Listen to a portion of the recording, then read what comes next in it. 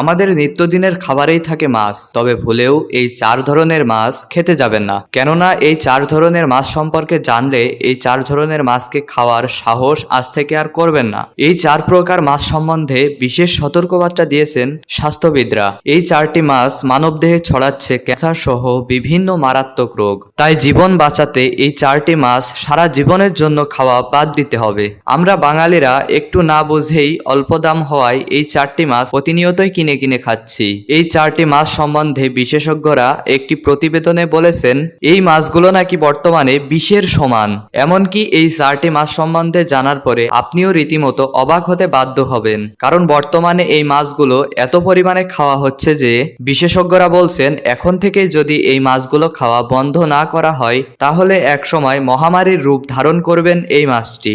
জীবন বাঁচাতে হলে আজকের ভিডিওটি সম্পূর্ণ দেখা জরুরি। নিজের জন্য না হলেও নিজের পরিবারের কথা চিন্তা করে ভিডিওটি সম্পূর্ণ দেখবেন, এবং যাদের প্লেটে মাছ না থাকলে খাবার গলা দিয়ে নামে না তাদের কাছে অবশ্যই ভিডিওটি শেয়ার করে দিবেন। আপনার একটিমাত্র শেয়ারের জন্য তার সুন্দর জীবন ধ্বংসের মুখ থেকে বেঁচে যেতে পারে। আর যারা আগে থেকেই এই 4টি মাছ সম্বন্ধে জানতেন তারা কমেন্ট বক্সে আলহামদুলিল্লাহ লিখে যাবেন। তো চলুন জেনে আসা যাক সেই 4টি মাছ কি কি। প্রিয় দর্শক, প্রথমেই যে মাছটির নাম নিব সেই মাছটির নাম শুনে অনেকেই হতভম্ব হয়ে পড়বেন, কারণ প্রথম মাছটি হলো পাঙ্গাস মাছ। সাধারণত আমরা বাজার থেকে কম টাকায় যে পাঙ্গাস মাছ কিনে থাকি সেইগুলো সবই থাকে চাষের মাছ, এবং ঠিক এই ব্যাপারটির মধ্যেই লুকিয়ে আছে চরম বিপদ।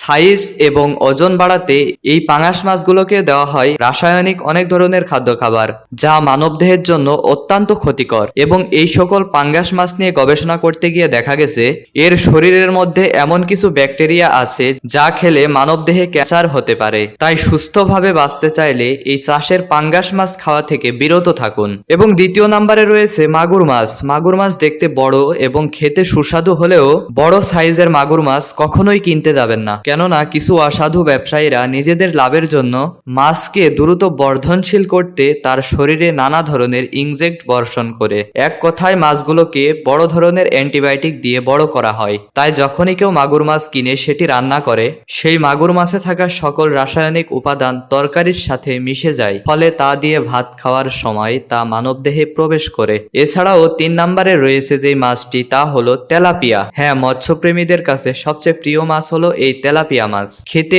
অপরূপ স্বাদের সাথে দামটাও অন্য সকল মাছের থেকে কম হওয়ায় বাজারে সবচেয়ে বেশি বিক্রিত মাছ হলো এই তেলাপিয়া। কিন্তু এই তেলাপিয়া মাছটি কিছু অসাধু ব্যবসায়ীদের জন্য বিষে পরিণত হচ্ছে, কেননা তেলাপিয়া মাছের মধ্যে রয়েছে মানবদেহের জন্য ক্ষতিকারক ফ্যাট। এ খাওয়াই মানবদেহের কোলেস্টেরলের মাত্রা বাড়িয়ে দেয়।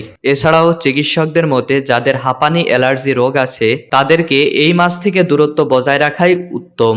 এবার 4র্থ নম্বরে রয়েছে জিওল মাছ বা শিং মাছ। সাধারণত রক্ত শূন্যতায় থাকলে শিং মাছ খাওয়ার পরামর্শ দিয়ে থাকেন চিকিৎসকরা, কারণ এটি দেহের রক্ত উৎপাদনে সহায়তা করে। তবে সেই শিং মাছ যেন কখনোই চাষের না হয়, কেননা চাষিরা এই মাছকে দ্রুত বর্ধনশীল করতে এদেরকে নানান ধরনের রাসায়নিক খাবার দিয়ে থাকেন।